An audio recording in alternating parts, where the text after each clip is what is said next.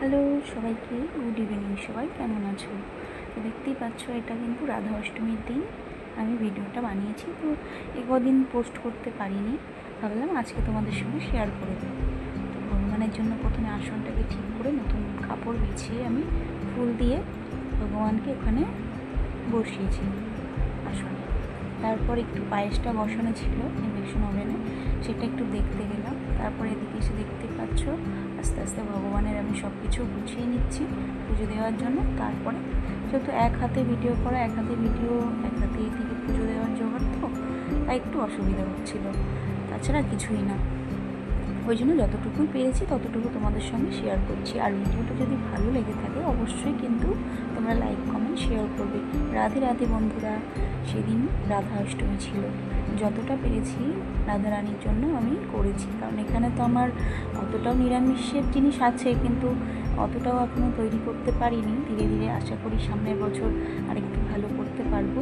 তো যা ছিল আমার কাছে রাধারানী এবং শ্রীকৃষ্ণের চিত্রপট, ওইভাবেই আমি পুজো দিয়েছি ভগবানকে। তো রাধারানীর জন্মদিন সেদিন, তাই জন্য তাকে একটু পায়েস করে দিলাম।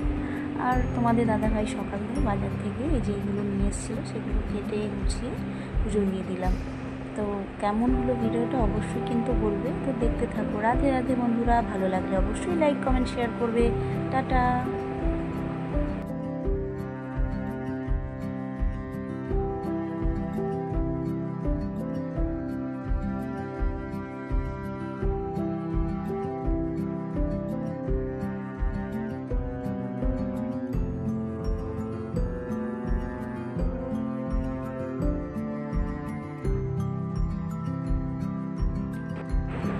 ভগবানকে একটু আরতি করে নিচ্ছি। তোমরা সবাই ভগবানের আরতি দর্শন করো।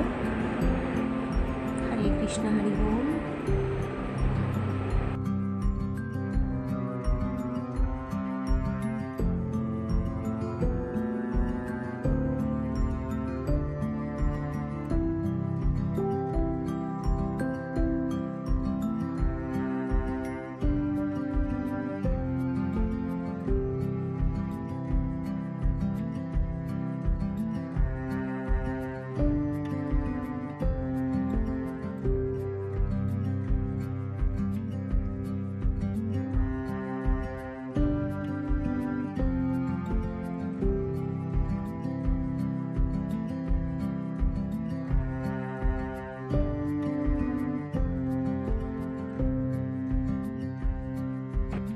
তো আমার যদি কোনো ভুল ত্রুটি হয় অবশ্যই তোমরা কমেন্টে জানাবে।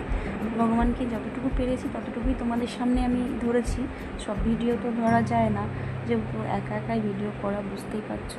তো যতটা পেরেছি তোমাদের সঙ্গে দেখানোর চেষ্টা করেছি। হরে কৃষ্ণ। ভালো লাগলে অবশ্যই কিন্তু লাইক কমেন্ট শেয়ার করবে, যাতে আরও বন্ধুরা ভিডিওটা দেখতে পারে। রাধারানী জয় হোক। হরে কৃষ্ণ। এই পর্যন্তই। এই ভিডিও পুজো দেওয়ার পরেই তারপর আমি একটু গান টান শুনেছি। আস্তে আস্তে তোমরা দেখতে থাকো। তো এইটুকুই আমার